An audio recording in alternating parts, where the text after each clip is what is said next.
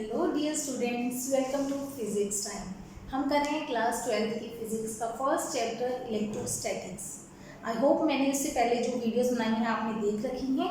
नहीं देखी तो उनका जस्ट इतना का कॉन्सेप्ट अभी समझ लो इस वीडियो को देखने से पहले कि दो चार्जेस जो होते हैं वो एक दूसरे पे फोर्स लगाते हैं जिसको हम कहते हैं इलेक्ट्रोस्टैटिक फोर्स। उसका फॉर्मूला क्या है? F इज इक्वल टू के Q1 Q2 by are square. ये है कूलम्स लॉ की स्टेटमेंट कि फोर्स चार्जेस की प्रोडक्ट के डायरेक्टली प्रोपोर्शनल है और डिस्टेंस के स्क्वायर के इनवर्सली प्रोपोर्शनल है। के जो कांस्टेंट है उसकी वैल्यू 9 × 10⁹ लेते हैं हम न्यूटन मीटर स्क्वायर पर कूलम स्क्वायर।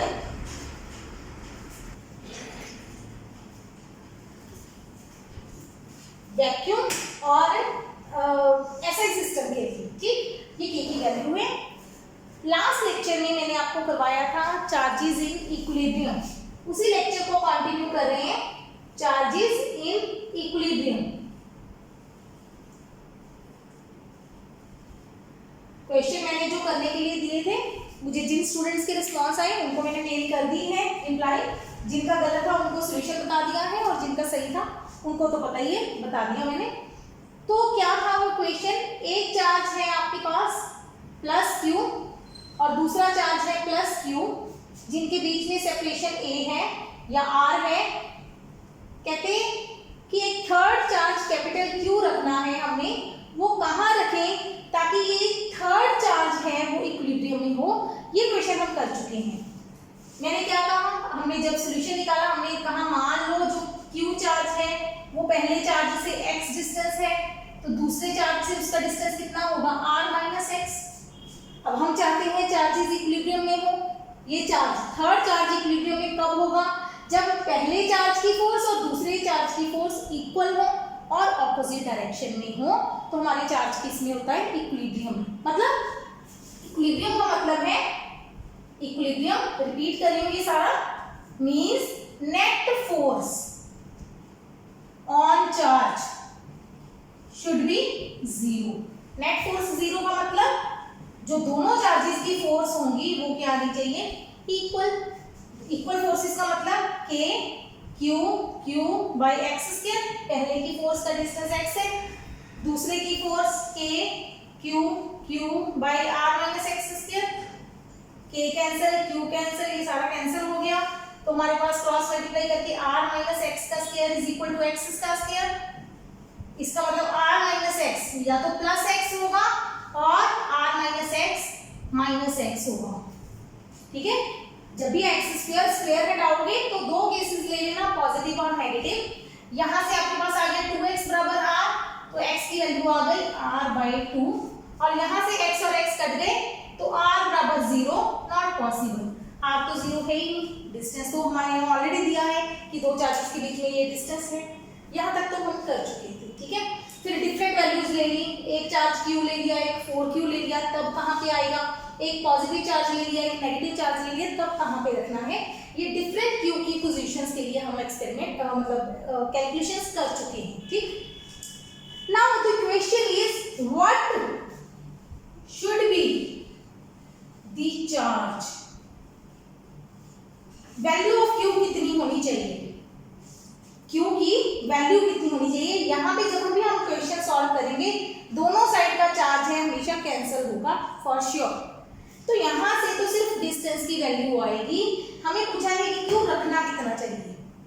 अब इसमें मैं आपको सब पार्ट से समझाती हूँ, फिर इसकी वैल्यू निकालना सिखाएंगे। जब आपको q की वैल्यू पूछेंगे तो आपको बताया होगा द होल सिस्टम, सारा सिस्टम किसमें है? Is in equilibrium. जरूरी है कि सारा सिस्टम इक्विलिब्रियम में होना चाहिए, सिर्फ क्यू चार्ज इक्विलिब्रियम में नहीं होगा, टोटल सिस्टम इक्विलिब्रियम में होगा। ये कंडीशन मेंशन करनी जरूरी है। अगर सारे चार्जेस इक्विलिब्रियम में होंगे तो हम क्यू की वैल्यू निकाल पाएंगे, ठीक है। करके दिखाते हैं। अभी पहले सिंपल बात करते हैं कि क्यू हमें पॉजिटिव लेना है कि नेगेटिव लेना है। क्यू हमें पॉजिटिव लेना है कि नेगेटिव लेना है, कैसे करेंगे? सोचो, दो केसेस दोनों के डायग्राम बनाते हैं, बाकी तो हमें पता है। इक्वल चार्जेस के लिए समझा देती हूँ, अनइक्वल चार्जेस के लिए आप खुद कर सकते हो कैलकुलेशन, ठीक। इक्वल चार्जेस के लिए मान लो ये चार्ज मेरे पास क्या होगा, पहला चार्ज जो फोर्स लगाएगा इसको फर्स्ट चार्ज बोल देते हैं, इसको सेकंड बोल देते हैं, ठीक। फर्स्ट चार्ज फोर्स लगाएगा इस तरफ F1, सेकंड चार्ज भी रिपेल करेगा F2। दोनों forces equal in magnitude, opposite in direction है, पॉसिबल है कैंसिल होना। मान लो मैंने ये नेगेटिव लिया, मतलब ये दोनों चार्ज पॉजिटिव हैं, बीच में से चार्ज जो सेंटर में लिया वो नेगेटिव ले लिया, माइनस ले लिया, तो क्या होगा, ये फर्स्ट है ये सेकंड है, फर्स्ट की फोर्स इस तरफ आएगी F1, अट्रैक्ट करेगा फोर्स, फर्स्ट वाला चार्ज सेंटर वाले चार्ज को अट्रैक्ट करेगा, सेकंड वाला भी फर्स्ट को अट्रैक्ट करेगा, सेंटर को अट्रैक्ट करेगा, दोनों चार्जेस अगेन फोर्सेस इक्वल और ऑपोजिट हो गई, इक्वल एंड ऑपोजिट हो गई, तो चार्ज किस में रहेगा, इक्विलिब्रियम में। क्लियर, दोनों केसेस क्लियर हो गए कि क्यू चार्ज को चाहे आप पॉजिटिव ले लो चाहे नेगेटिव, क्यू हमेशा इक्विलिब्रियम में रहेगा जब आप फर्स्ट कंडीशन सॉल्व कर चुके हो दोनों फोर्सेस को बराबर करने की। तो चार्ज के पॉजिटिव या नेगेटिव होने से हमें कोई फर्क नहीं पड़ेगा। बट अब पॉजिटिव या नेगेटिव में से आंसर एक ही आएगा, कब, जब सारा सिस्टम आपको बोल दिया इक्विलिब्रियम में है। तो इस लॉजिक को समझो, अब समझते हैं। अब हम सेंटर वाले चार्ज पे फोर्स ना निकाल के, मैं ना सेंटर वाले चार्ज को नंबर दे देती हूँ 3rd, ठीक है। अब फर्स्ट चार्ज पे फोर्स निकालो, फर्स्ट पे कौन लगाना है, सेकंड और थर्ड दोनों लगाएंगे। फर्स्ट वाले पे फोर्स निकाल रहे हैं, force on 1 due to third, force on 1 due to second, है ना, ये लॉजिक निकाली। ये फोर्स देखते हैं किस डायरेक्शन में होगी। तो थर्ड चार्ज दोनों पॉजिटिव हैं, तो थर्ड फर्स्ट को रिपेल करेगा, थर्ड वाला चार्ज बड़ा है फर्स्ट को रिपेल करेगा, धक्का मारेगा, इधर लगेगी force on 1 due to third charge. Magnitude direction बना लेते हैं, मैग्नीट्यूड की बात करते हैं। अच्छा, सेकंड वाला चार्ज क्या करेगा, फर्स्ट को रिपेल करेगा, अट्रैक्ट रिपेल करेगा। ये फर्स्ट पे फोर्स लगी, सेकंड ने लगाई, ये भी, इन दोनों फोर्सेस की डायरेक्शन क्या बन रही है, सेम। इन दोनों फोर्सेस की डायरेक्शन क्या बन रही है, सेम डायरेक्शन। क्या ये कभी फोर्सेस एक दूसरे को कैंसिल करेंगी, ध्यान दो, क्या ये फोर्सेस कैंसिल करेंगी, कभी भी नहीं। दोनों सेम डायरेक्शन में है, दोनों फोर्सेस क्या होंगी, ऐड होंगी, तो क्या, net force. So net force on Q, first वाला, कैन नेवर बी 0, है ना, वो फोर्स कभी भी 0 नहीं हो सकती। तो आपका क्यू चार्ज इक्विलिब्रियम में नहीं हो सकता, होल सिस्टम कभी भी इक्विलिब्रियम में नहीं हो सकता। Got the concept. तो पहला हमें आइडिया हो गया कि अगर दो चार्जेस सेम साइन के हैं तो बीच में जो चार्ज रखना है वो आपको ऑपोजिट साइन का रखना है, ये हमें आइडिया हो गया। अब इस केस में भी चेक कर लेते हैं। अच्छा, फर्स्ट पे थर्ड जो फोर्स लगाएगा वो किस तरफ लगेगी, किस तरफ, ऊपर वाला मिटा देते हैं। अब फर्स्ट पे फोर्स लगाएगा थर्ड वाला, थर्ड नेगेटिव है तो अट्रैक्ट करेगा अपनी तरफ। अच्छा, फर्स्ट पे जो सेकंड वाला फोर्स लगाएगा वो इस तरफ लगाएगा, सेकंड वाला F12, है ना। तो दोनों फोर्सेस ऑपोजिट हैं तो ये कैंसिल हो सकती हैं। समझ आई, आइडिया हो गया, ये ऑपोजिट साइन है, कैंसिल हो सकते हैं, तो हमारा क्यू चार्ज इक्विलिब्रियम में हो सकता है। तो दो सेम चार्जेस हैं तो बीच में जो चार्ज रखना है ऑपोजिट रखना है आपको, जब आपको कहें whole system is in equilibrium. ये तो हो गया शॉर्टकट कि पॉजिटिव नेगेटिव का कॉन्सेप्ट आपको समझ आ जाएगा कि क्यों ऑपोजिट आना है। अब पेपर में कैसे सॉल्व करना है, पेपर में हम ऐसे सॉल्व करेंगे। हम क्या निकालेंगे, हम कुछ नहीं बताएंगे, हमें नहीं पता पॉजिटिव है कि नेगेटिव है चार्जेस, सिर्फ साइड वाले पता है, हमें सेंटर वाले चार्ज का कोई आइडिया नहीं है। हम इसको नाम दे देते हैं ए बी, बीच वाला चार्ज हमें नहीं पता पॉजिटिव है कि नेगेटिव। अब मैं करके दिखाती हूँ, होल सिस्टम इक्विलिब्रियम में हमारा ये चार्ज नेगेटिव आएगा। Force on A due to center C, ये सी है, सी पॉइंट, वेक्टर फॉर्म में नहीं मैग्नीट्यूड फॉर्म में लिखते हैं। Force on A due to C कितनी होगी, के क्यू क्यू बाय, ये डिस्टेंस कितना है r/2, ये भी डिस्टेंस कितना है r/2 square. Next, force on A due to B, B के कारण कितनी फोर्स लगेगी, के क्यू बाय r स्क्वायर। ये ध्यान दो, पहले ए पे कौन फोर्स लगा रहा है, सी, कितनी फोर्स लगेगी, के क्यू बाय r/2 स्क्वायर। फिर के पे कौन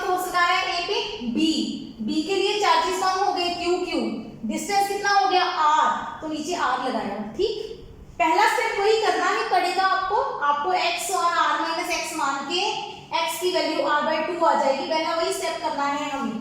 दूसरा स्टेप है हमने a पे फोर्स निकालनी है या b पे निकाल लो, साइड वाले चार्ज पे। पहले सेंटर पे निकाली, दोनों फोर्सेस बराबर रखी, आंसर हमारे पास आ गया x की वैल्यू, डिस्टेंस का मैग्नीट्यूड निकल जाएगा। फिर चार्ज की वैल्यू निकालने के लिए what should be the value of q, आप क्या करोगे, a या b साइड वाले चार्जेस पे फोर्स निकालो, दोनों बाकी बचे चार्जेस के लिए, जो जितने बाकी बचे चार्जेस हैं उनकी नेट फोर्स निकालो। a पे c भी लगाएगा, b भी लगाएगा, टोटल फोर्स निकालेंगे हम। टोटल फोर्स ऑन a क्या होगी, force ac plus force ab। अभी हमें नहीं पता कौन सा किस तरफ आएगा, आप सिंपली इनको ऐड कर दो, ठीक है, डायरेक्शन बाद में देखेंगे। तो टोटल फोर्स क्या होनी चाहिए, k q by r square. ध्यान देना, पहले इसको कर रही हूं, इसको सॉल्व करेंगे तो क्या आएगा, नीचे r स्क्वायर, 2 का स्क्वायर 4 ऊपर चला जाएगा, plus k q square by r square. Net force क्योंकि इक्विलिब्रियम में है तो हर चार्ज पे लगने वाली नेट फोर्स क्या होनी चाहिए, 0। इसको 0 रख लो, k common, q common, r square common, बचा क्या 4q प्लस q, यही बचा। अब ये तो 0 है नहीं, ना तो k की वैल्यू 0 है, ना r है, ना q है, कुछ भी 0 नहीं है, तो हमारे पास आ गया 4q plus q is equal to 0। इसका मतलब 4q equal to minus q, इसका मतलब q equal to minus q by 4। ये हमारे चार्ज का मैग्नीट्यूड आ गया। जब आपके पास पूछा जाए कि सारा सिस्टम इक्विलिब्रियम में है तो सेंटर में नहीं, तो चार्ज कहाँ रखना चाहिए, r/2 पे, इक्वल चार्जेस के केस में कितने मैग्नीट्यूड का रखना चाहिए, -q/4 मैग्नीट्यूड का। अंडरस्टैंड, एक बार इसको नोट करो, हो गया नोट, पॉज करके, ठीक। यहां तक हमें समझ आ गया कि हमने पूरे सिस्टम को इक्विलिब्रियम करने के लिए हमें जो सेंटर में चार्ज रखना है वो ऑपोजिट साइड का रखना है और उसका मैग्नीट्यूड साइड वाले चार्ज के मैग्नीट्यूड का 1/4 होना चाहिए। Logic clear.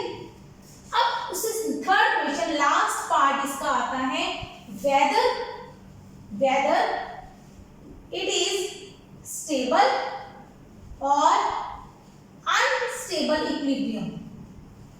क्या ये इक्विलिब्रियम स्टेबल है या अनस्टेबल? Very interesting concept. कैसे निकालते हैं स्टेबिलिटी और इनस्टेबिलिटी ऑफ इक्विलिब्रियम? इक्विलिब्रियम तो है, क्या ये इक्विलिब्रियम स्टेबल रहेगा या अनस्टेबल रहेगा? इस लॉजिक को कैसे समझना है? A B C, यहां हमने रखा प्लस क्यू, यहां रखा हमने प्लस क्यू, यहां रखा माइनस क्यू, है ना, ये हमारे पास है। अब क्या है, कैसे समझेंगे इस चीज को? आप जब स्टेबल और अनस्टेबल की बात पूछे तो आपने क्या करना है, आपने ये समझना है कि हमने एक्चुअली सेंटर में रखा हुआ है। आप ये समझो, इस चार्ज को सेंटर से हटा के आप थोड़ा सा साइड में ले आओ, थोड़ा सा, मैं किस में ले गई, लेफ्ट में, चार्ज को लेफ्ट में ले गए, है ना। अब चार्ज पे दो फोर्सेस लगेंगी, ए और बी की फोर्सेस में, एफ ए और एफ बी निकालूंगी सिंपली, ठीक है। एफ ऐसे निकालो, चलो F C A, F C B, C centre में ना होके साइड में आ गया, सी पोजीशन। अब देखो ये डिस्टेंस, ये जो r1 है ये r2 है। अब हमें पता है r2 is less than r1, r2 बड़ा है ना, r2 बड़ा है, डायग्राम से पता चल रहा है। अच्छा, डिस्टेंस जो फोर्स है वो डिस्टेंस के इनवर्सली प्रोपोर्शनल है, उल्टा चलेगी, जिसका डिस्टेंस ज्यादा है उसकी फोर्स कम, जिसका डिस्टेंस कम है उसकी फोर्स ज्यादा। अच्छा, A की फोर्स किस तरफ लगेगी, इस तरफ, B की फोर्स किस तरफ लगेगी, उस तरफ। ये C पे फोर्स लगी B की वजह से, ये C पे फोर्स लगी A की वजह से। कौन सा बड़ा है मैग्नीट्यूड में, कौन सा बड़ा है, A वाली फोर्स की B वाली फोर्स, जिसका डिस्टेंस कम है। तो CA is greater than FCB, ये समझ आया लॉजिक। अब हमारा जब सेंटर से हमने लेफ्ट में ले गए तो क्या हुआ, A की फोर्स B वाली फोर्स से बढ़ गई। क्या मतलब इसका, ए वाली फोर्स बढ़ गई, ये वाला मैग्नीट्यूड बढ़ गया, ये बढ़ा तो क्या होगा, चार्ज और इधर खिसकेगा। अब ये फोर्स बढ़ी है, चार्ज और इधर खिसकेगा, चार्ज सी से यहां आ जाएगा और सी डैश पोजीशन में, ठीक है, सी डैश पे आ गया। फिर क्या होगा, फिर ए वाली फोर्स और बढ़ जाएगी, ये वाला डिस्टेंस बढ़ता जा रहा है, इधर वाला डिस्टेंस कम होता जा रहा है, जिसका डिस्टेंस कम होगा उसकी फोर्स बढ़ेगी, ए वाली फोर्स बढ़ती जाएगी, ये चार्ज को अपनी तरफ खींचता रहेगा। तो इस केस में हम बोलते हैं अनस्टेबल इक्विलिब्रियम, कि हमारा सेंटर वाला चार्ज इक्विलिब्रियम में जरूर है पर वो इक्विलिब्रियम क्या है, अनस्टेबल।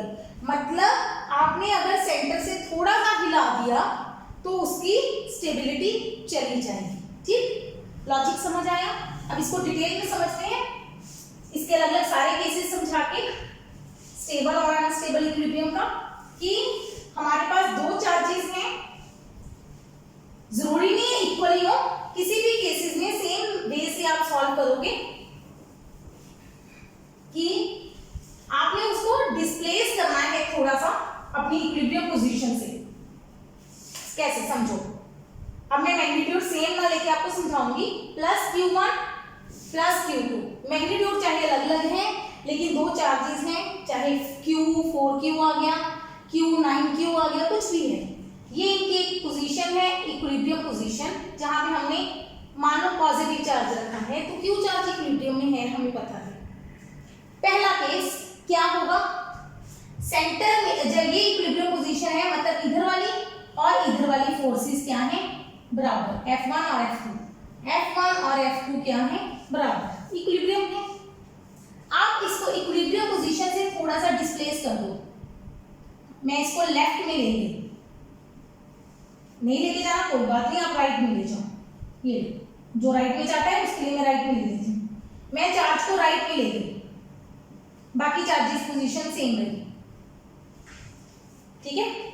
इनिशियली इस पोजीशन पे लेफ्ट और राइट फोर्सेस 1 और 2 बराबर थे, मैं इसको लेफ्ट में ले गई, अब हमारा चार्ज यहां आ गया, अब क्या होगा, F1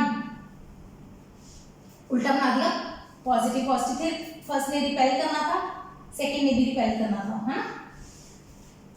इस केस में लेफ्ट और राइट में से कौन सी फोर्स ज्यादा है, कौन सी फोर्स ज्यादा है, जिसका डिस्टेंस कम है, डिस्टेंस कम किसका है, 1 का, मतलब F1 is greater than F2, है ना, 1 का डिस्टेंस कम है तो 1 की फोर्स ज्यादा लगेगी।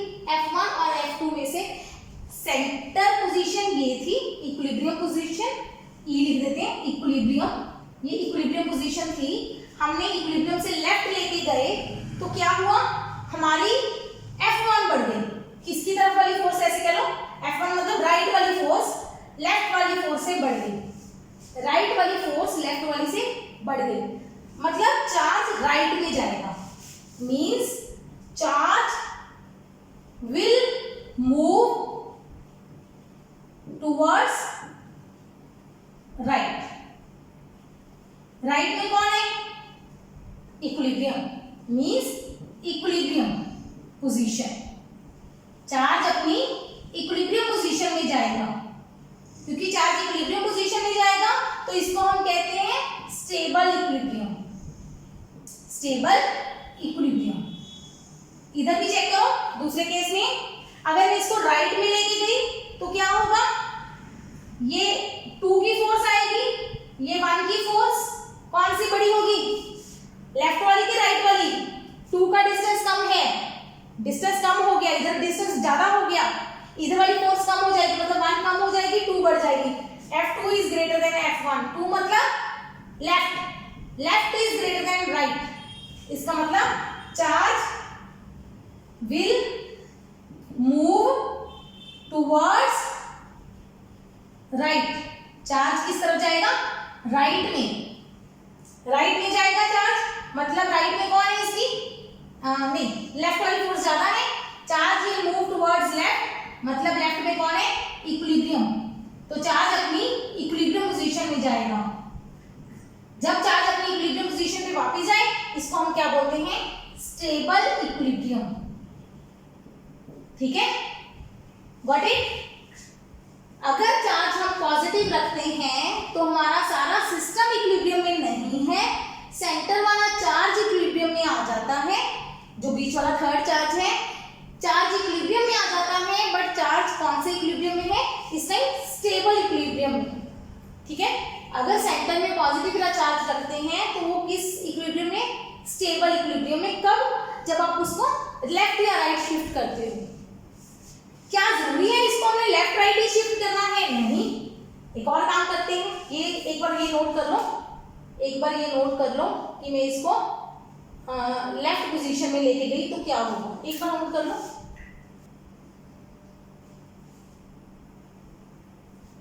ठीक है, नोट हो गया। अब देखो मैं इसको अब सेंटर अपनी इक्विलिब्रियम पोजीशन से ऊपर नीचे लेके जाते हैं, हम इसको हम चेक करेंगे कि क्या होगा इससे। हम सेंटर से इसको ऊपर लेके जाते हैं, यहां पे लेके प्लस क्यू चार्ज। अब क्यू क्यू रिपेल करेगा, क्यू क्यू रिपेल करेगा, है ना। और डायरेक्शन देखो ध्यान से ऐसे बनानी है, मतलब दोनों की लाइन ज्वाइन करनी है आपको। मतलब ये फर्स्ट की फोर्स लगेगी 1 की और ये 2 की फोर्स लगेगी। दोनों का रिजल्टेंट क्या जाएगा, दो फोर्सेस ऐसे जा रही है, इनका रिजल्टेंट क्या जाएगा, पैरेललोग्राम कंप्लीट करके ये चार्ज इधर को जाएगा। क्या चार्ज अपनी इक्विलिब्रियम पोजीशन में वापस आया, नहीं, नीचे लेके जाओगे तो वो नीचे जाने लगेगा, दूर जाएगा, इक्विलिब्रियम से दूर जा रहा है। अगर आप पॉजिटिव चार्ज रखते हो, इसका मतलब ध्यान दो, क्या लिख रही हूँ shortcut, if charge is displaced, कौन सा charge, positive charge is displaced along line, तो कौन सा इक्विलिब्रियम आया हमारे पास, stable. If along perpendicular line, perpendicular में, तो वो वापस अपने इक्विलिब्रियम में नहीं आ रहा, तो इसका मतलब ये इक्विलिब्रियम कौन सा था, अनस्टेबल। अनस्टेबल का मतलब है इसकी इक्विलिब्रियम पोजीशन से जरा सा आप हटाओगे, अगर तो आप सेंटर से लेफ्ट राइट हटाओगे तो वापस आएगा, तो स्टेबल है। अगर ऊपर नीचे उठा दिया आपने गलती से थोड़ा सा, तो वो क्या हो गया, अनस्टेबल इक्विलिब्रियम। ठीक है, आपसे पूछा जाएगा कि इस कंडीशन में कोई भी कंडीशन देके कि आप बताओ इसमें ये स्टेबल इक्विलिब्रियम की कंडीशन है या अनस्टेबल की, तो आपने क्या करना है, अपनी उस पोजीशन से स्लाइटली उसको डिस्प्लेस करना है, जिस डायरेक्शन में बोलेंगे उसके अकॉर्डिंग आपने बताना है स्टेबल या अनस्टेबल इक्विलिब्रियम। Okay, clear. ठीक है, ये पॉजिटिव के लिए मैंने समझा दिया, नेगेटिव के लिए देखो कैसे होगा, करते हैं, रिपीट करेंगे तो आपको और ज्यादा क्लैरिटी हो जाएगी। सी, यहाँ पे मैं बना देती हूँ अब सेंटर में नेगेटिव चार्ज, यहाँ पे डायग्राम दोबारा से बनाते हैं, ये हमारा प्लस Q1, ये प्लस Q2, अब सेंटर में मैंने रखा है नेगेटिव चार्ज। सेंटर में इक्विलिब्रियम पोजीशन कोई भी हो सकती है, E। मैंने सेंटर से इसको लेफ्ट में ले गई, चार्ज को यहाँ से हटा दिया, लेफ्ट में ले गई। अब कौन सी फोर्स किस तरफ होगी, पहले तो 1 की फोर्स टूवर्ड्स होगी, 2 की फोर्स भी टूवर्ड्स होगी।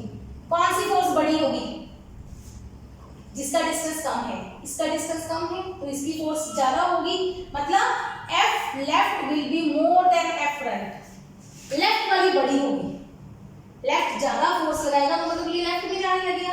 हम भी किस में लेके गए थे, लेफ्ट में, फोर्स भी ज्यादा लेफ्ट वाली है तो चार्ज और लेफ्ट में जाएगा, वापस इक्विलिब्रियम में नहीं गया तो हम इसको क्या बोलते हैं, अनस्टेबल।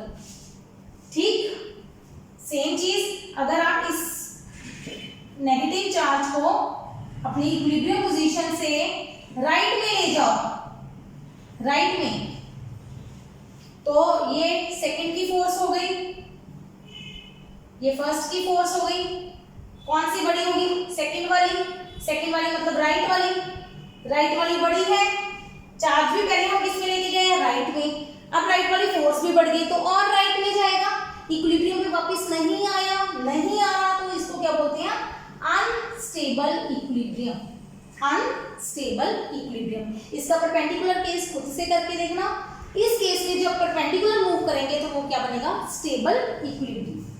व्हाट द आइडिया, ये हमारे नीट जेईई इक्वेशन में इंपॉर्टेंट पार्ट आता है कि ये स्टेबल या अनस्टेबल इक्विलिब्रियम कब होता है। ठीक, आई होप ये समझ आ गया होगा। एक बार इसको नोट कर लो। फिर इससे नेक्स्ट कॉन्सेप्ट चलते हैं सुपरपोजिशन प्रिंसिपल के कुछ अच्छे इंटरेस्टिंग न्यूमेरिकल्स की तरफ। सी दी क्वेश्चन, इजी, बहुत इजी क्वेश्चन है, बहुत इंटरेस्टिंग क्वेश्चन है। 3 charges each of +2 microcoulomb are placed on x axis. पहले डायग्राम बनाते जाएंगे, पूरी स्टेटमेंट पढ़ लेना। x एक्सिस है ये, इसमें 3 चार्जेस रखे हैं, कहां पे 2 मीटर पे, मतलब ये 2 मीटर हो गया, ये ओरिजिन मान लेते हैं।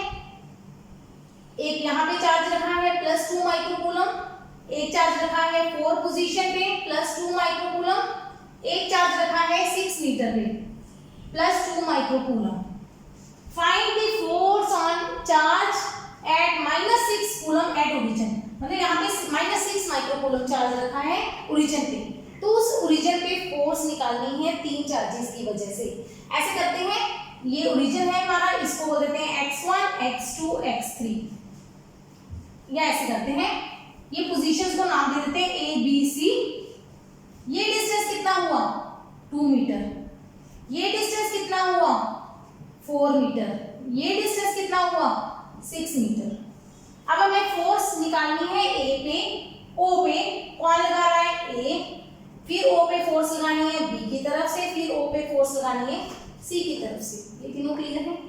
साथ में तीनों की डायरेक्शन भी निकाल दो, क्योंकि टोटल फोर्स निकालनी है आपको।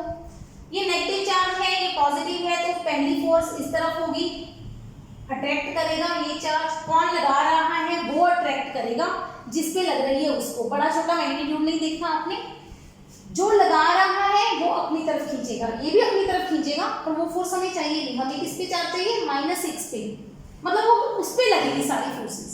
अच्छा, इस चार्ज पे ये चार्ज भी फोर्स लगाएगा FOB, तीसरा चार्ज भी फोर्स लगाएगा FOC।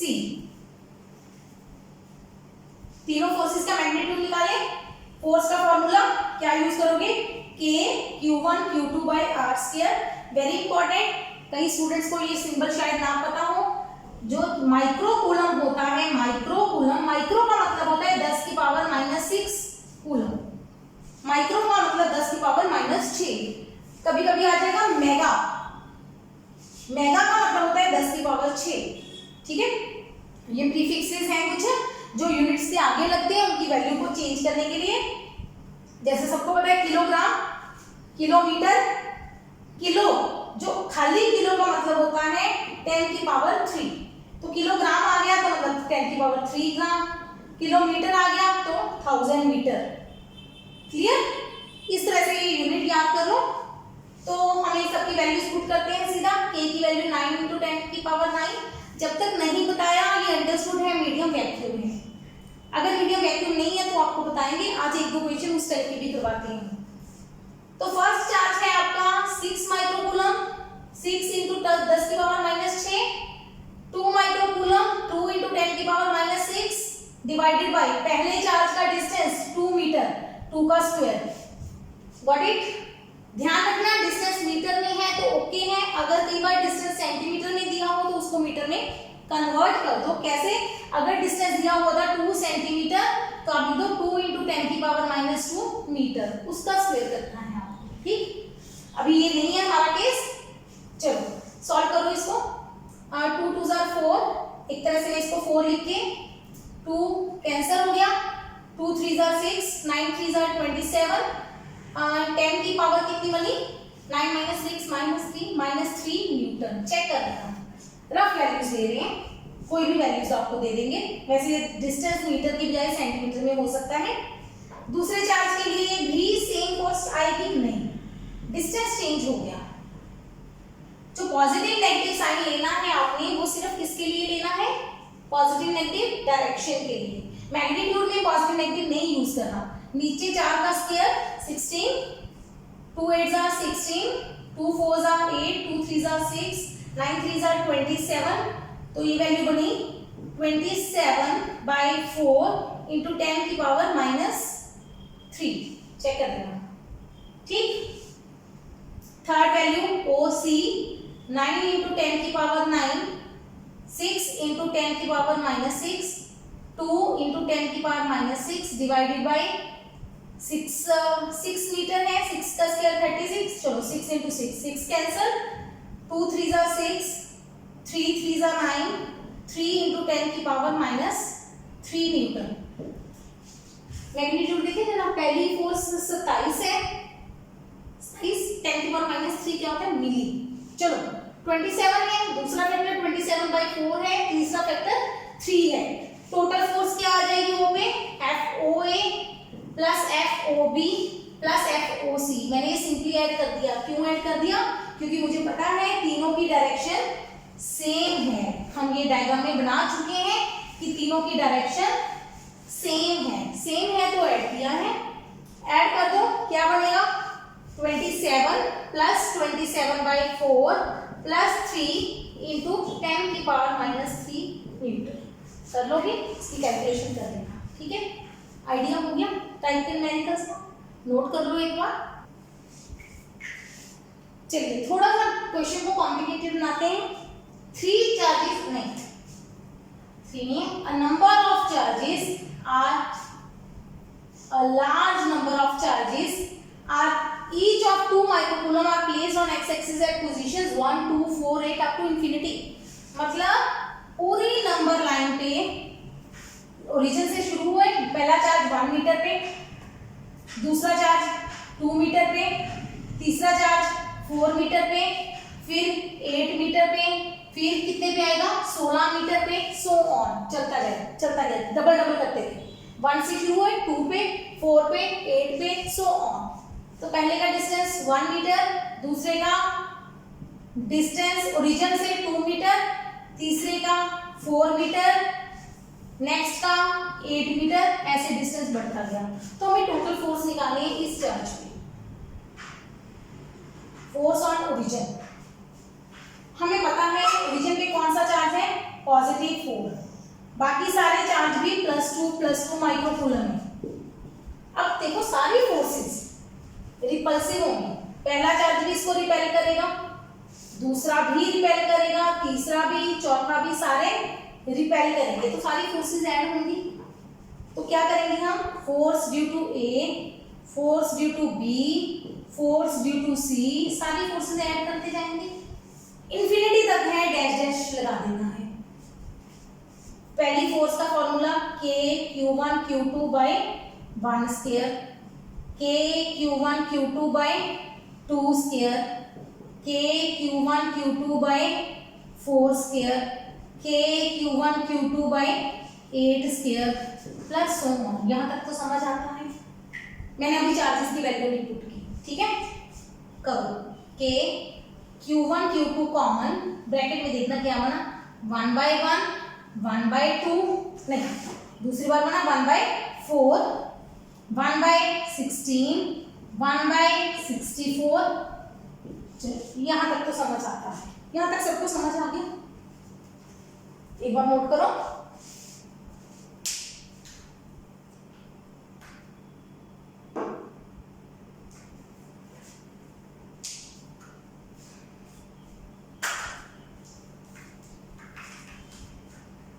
इसको साफ कर दूं, यहां तक समझ आ गया।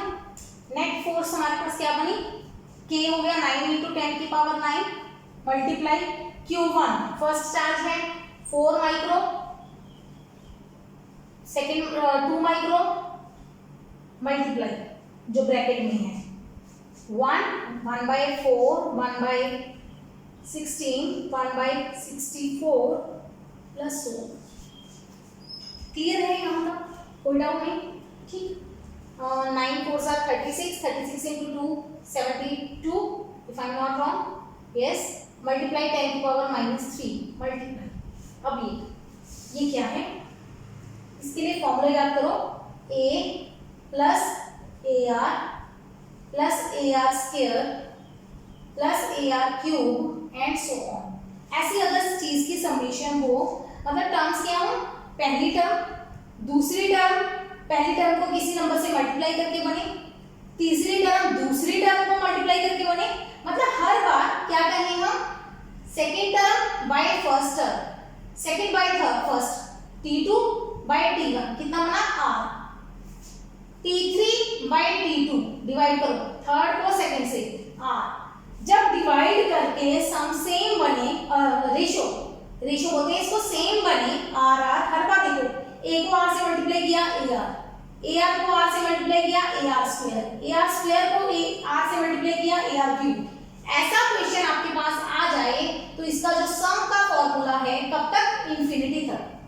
जब ये इंफिनिटी तक आ जाए तो आंसर होता है A/1 minus R, A divided by 1 minus R। Condition क्या है, R should be less than 1, मतलब R 1 से बहुत छोटा होना चाहिए, तब R 1 से छोटा होना चाहिए।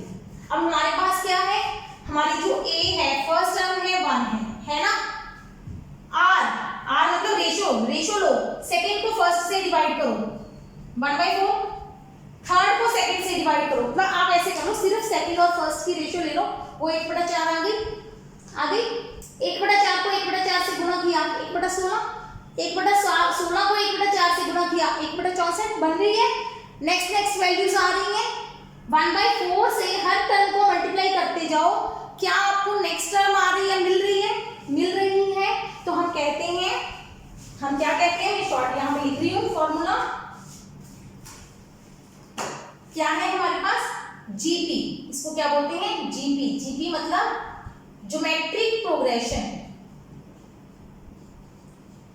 आपने 10th क्लास में, आई थिंक ये सिलेबस में इंक्लूड हो चुकी है एपीजीपी, तो उनका ये फॉर्मूला है sum of infinity terms in GP क्या होता है, A/1 minus R, where R should be less than 1। A क्या है, फर्स्ट टर्म, बस आपको सिर्फ पता होना चाहिए फर्स्ट टर्म कौन है, और सेकंड टर्म और फर्स्ट टर्म को डिवाइड करके एक नंबर आएगा, उस नंबर से आगे चेक करो कि हर नेक्स्ट नंबर बन रही है, हर बार आपको नेक्स्ट टर्म मिल रही है, तो आपका क्वेश्चन हो गया। तो चलो कर लो, 1/1 माइनस 1/4 ये भी लगेगा, A/1 माइनस R, A 1 है मेरे पास, 1 माइनस R कौन है, दोनों की रेशियो, R क्या है, second term divided by first term, ठीक है। तो ये क्या बना 1 माइनस 1/4 करोगे 3/4, तो क्या बना 72 into 10⁻³ multiply 4/3, 3 2 6, 3 4 20, 12, 96 into 10⁻³ Newton. I think समझ में आ गया होगा, जो नॉन मेडिकल वाले स्टूडेंट्स हैं उनके लिए तो ये कुछ भी नहीं है, एपीजीपी बहुत अच्छे से आती होगी, ठीक है। अगर नहीं आती तो आप देख लो, ये फॉर्मूला यूज कर याद कर लो इस चीज को, ओके क्लियर। ये हो गया हमारे सुपरपोजिशन के न्यूमेरिकल्स। इस टाइप के जितने भी न्यूमेरिकल्स आते हैं, बस ये क्वेश्चन मैंने इसलिए करवा दिए क्योंकि वैसे तो पॉलीगॉन लॉ के या उसके सिमेट्रिक चार्जेस, असिमेट्रिक चार्जेस के हमने बहुत सारे क्वेश्चन किए थे, ट्राइंगल, स्क्वायर, रेक्टेंगल बना के। अब ये क्वेश्चन थे लीनियर लाइन वाले, ठीक है, और इसमें मैंने वैल्यूज ले ली माइक्रोकूलम की, जो ज्यादातर न्यूमेरिकल्स आते हैं, ठीक है। अभी तक हमने जितने भी क्वेश्चन लिए, हमने मीडियम कौन सा लिया, वैक्यूम का, ठीक है। वैक्यूम या ज्यादातर क्वेश्चन में कई बार एयर दे देते हैं, तब भी हम की वैल्यू कितनी लेते हैं, 9 इंटू 10⁹ एयर या वैक्यूम के लिए हम सिमिलर ले लेते हैं, हालांकि एयर की वैल्यू थोड़ी सी इससे चेंज होती है, लेकिन इफ एक्चुअल के की value, if there is any medium, then k is 1/4 pi epsilon। कई इसको लिखते हैं ऐसे 1/4 पाई, बस इसको कभी भी आपने ई नहीं लिखना, ये गलत है, ऐसे लिख दो या ऐसे लिख दो, एक ही बात है, राउंड डाल के ई। इस सिंबल का नाम है एप्सिलॉन। ये एप्सिलॉन क्या चीज है, एप्सिलॉन और epsilon is called permittivity of medium,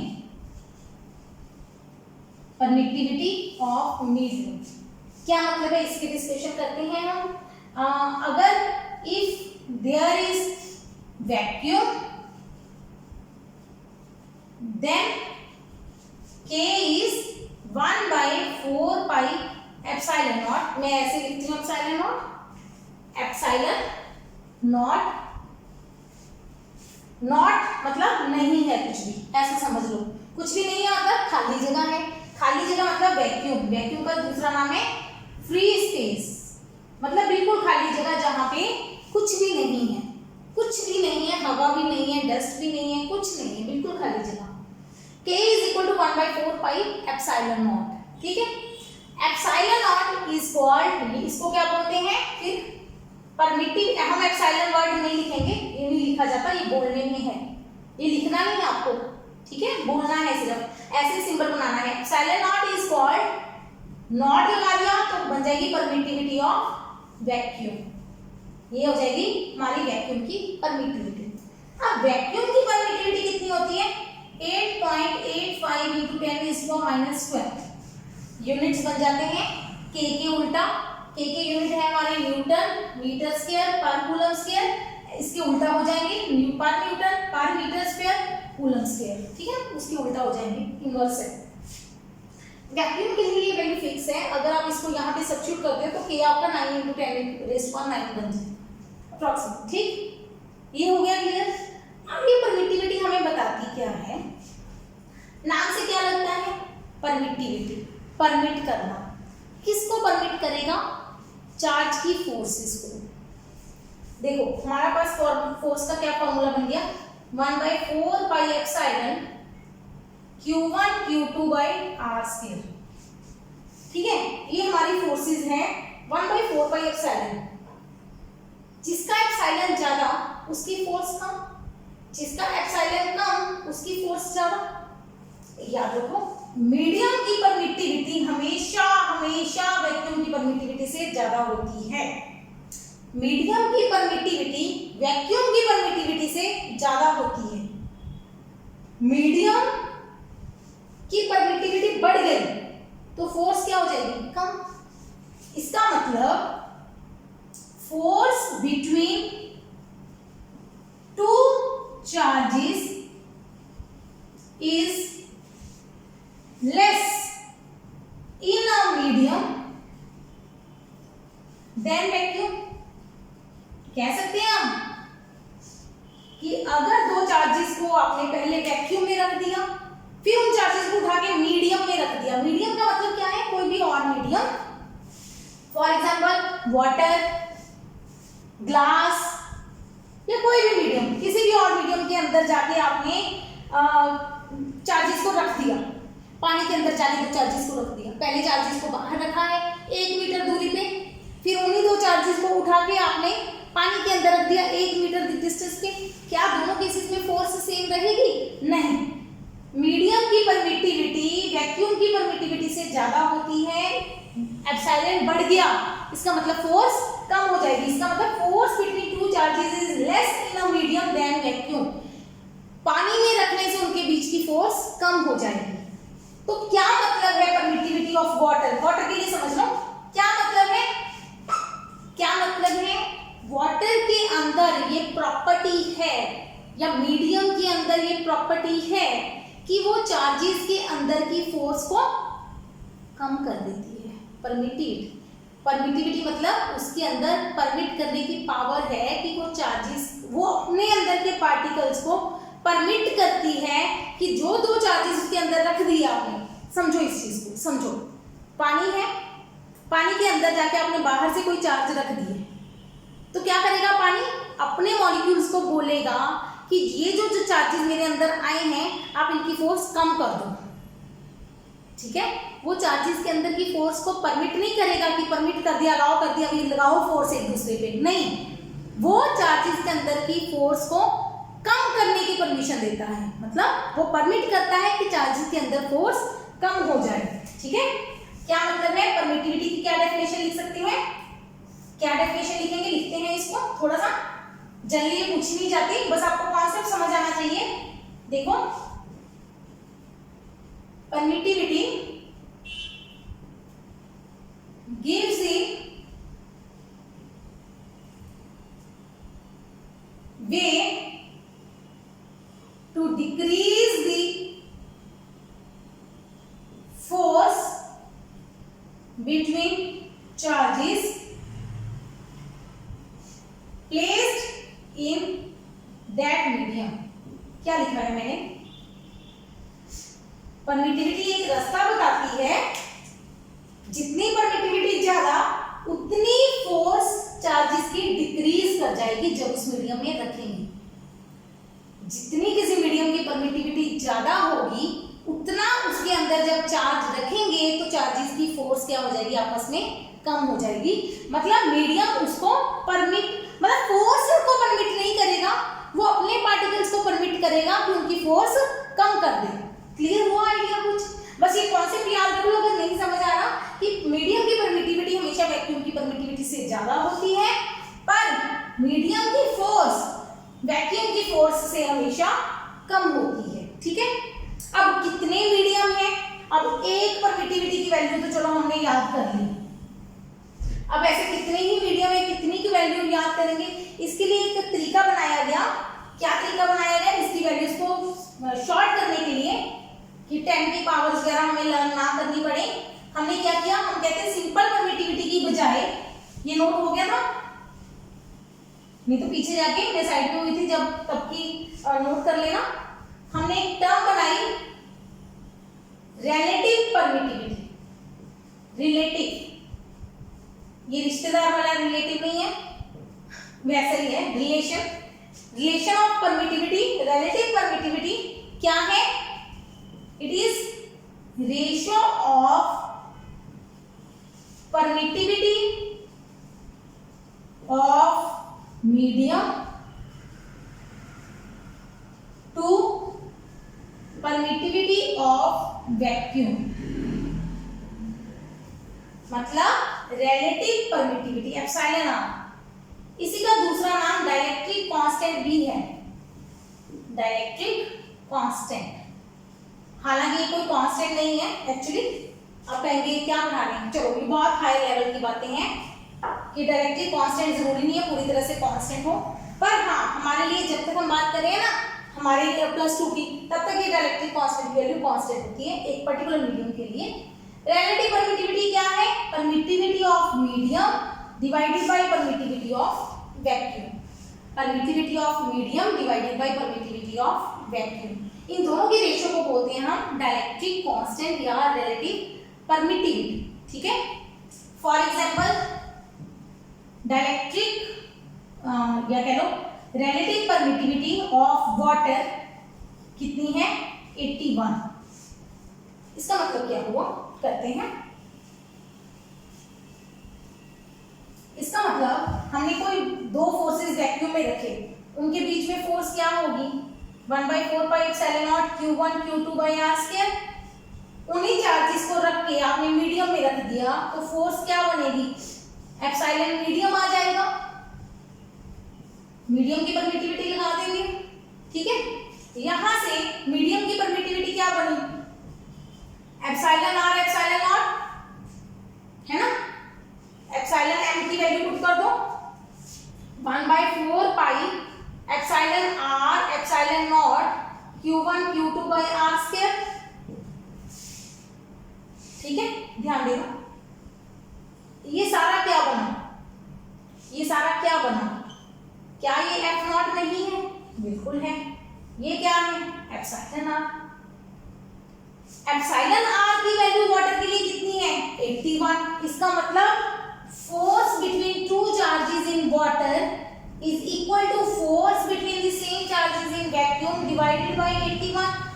मतलब जब आप दोनों चार्जेस को पानी में जाके रख दोगे तो उनके बीच की फोर्स 81 टाइम्स कम हो जाएगी। 81 गुना फोर्स कम हो गई। सोचो, मतलब फोर्स बहुत कम रहेगी। ठीक है, फोर्स बहुत कम रहेगी। तो यहां से ये कॉन्सेप्ट समझ आ गया। चलो अब इसको नोट कर लो कि एक तो हमारे पास एप्सिलॉन r की वैल्यू आ गई, epsilon m divided by epsilon not. अच्छा, यहां से एप्सिलॉन r निकालें तो क्या बनेगा? F0 bye FM। ये भी बन रहा है ना, यहां से देखो ये बना है F M is equal to F naught by epsilon R. Epsilon R इधर ले गए, एफ एम नीचे आ गया, तो एप्सिलॉन आर की डेफिनेशन एक और बन जाएगी, it is equal to ratio of force in vacuum to the force in medium. मतलब दो चार्जेस के अगर आप परमिटिविटी की रेशियो ले रहे हो तो ऊपर परमिटिविटी नीचे वैक्यूम, अगर फोर्सेस की रेशियो ले रहे हो तो ऊपर वैक्यूम नीचे medium. Epsilon R is always greater than 1। Epsilon R हमेशा 1 से ग्रेटर होता है, हमेशा 1 से इसकी वैल्यू बड़ी आएगी। तो याद रखो, सिंपल सी बात है, ये बड़ा आना चाहिए 1 से, तो न्यूमरेटर बड़ा होगा, डिनोमिनेटर छोटा होगा। एप्सिलॉन एम बड़ा होता है तो एप्सिलॉन एम ऊपर, फोर्स वैक्यूम में ज्यादा होती है तो वैक्यूम वाली फोर्स ऊपर, मीडियम वाली फोर्स नीचे। ये हो गया हमारा डायलेक्ट्रिक कांस्टेंट और रिलेटिव परमिटिविटी का छोटा सा कॉन्सेप्ट, जिसके बेस पे कभी कभी कोई न्यूमेरिकल आ जाएगा, आपको कह देंगे, करते हैं। Two charges are placed in liquid. क्या हुआ है, दो चार्जेस को हमने एक लिक्विड में रखा और उनके बीच में फोर्स है, जो क्या है, दो चार्जेस के बीच में जो फोर्स है लिक्विड के अंदर यानी कि मीडियम के अंदर, वो वैक्यूम की फोर्स का 1/4 बन गई।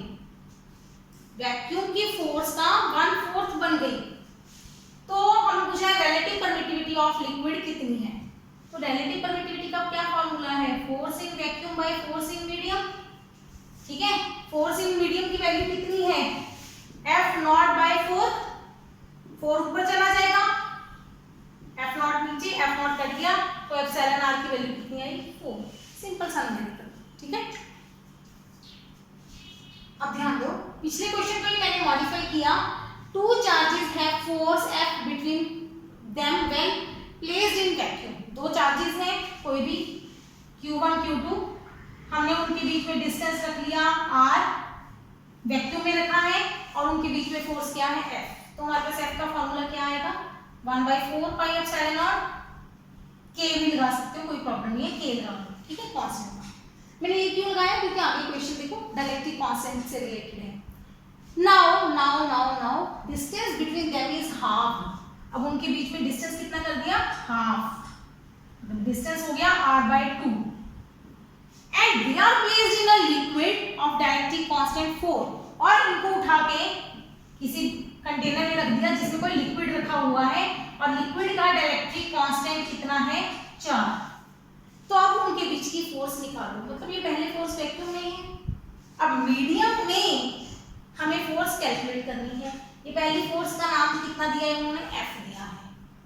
एफ एम निकालना है, हमें पता है एफ एम क्या होती है, F naught by epsilon R. तो क्या सिंपल F/4 आंसर आएगा, गलत, ये गलती नहीं करनी। अब क्या है, आपको क्वेश्चन का सारे स्टेप देखने, अब उनके बीच में डिस्टेंस हाफ कर दिया, तो जो अब एफ नॉट है कैसे निकालेंगे, अब फॉर्मूला लगाएंगे, 1/4 pi epsilon Q1 Q2 by r/2 square, if it is correct, clear है, एप्सिलॉन मीडियम। अब एप्सिलॉन मीडियम क्या होता है, epsilon r into epsilon not. Epsilon r कितना दिया है, 4 एप्सिलॉन नॉट हो गया, इसकी वैल्यू पुट कर दो, 1/4 pi epsilon not 4 multiply Q1 Q2 by r square, नीचे आएगा 2 का स्क्वायर 4 और 4 आपस में कट गए, 4 और 4 आपस में कट गए, तो आंसर क्या आया, 1/4 pi epsilon not Q1 Q2 by r square, और फोर्स कितनी रही, F।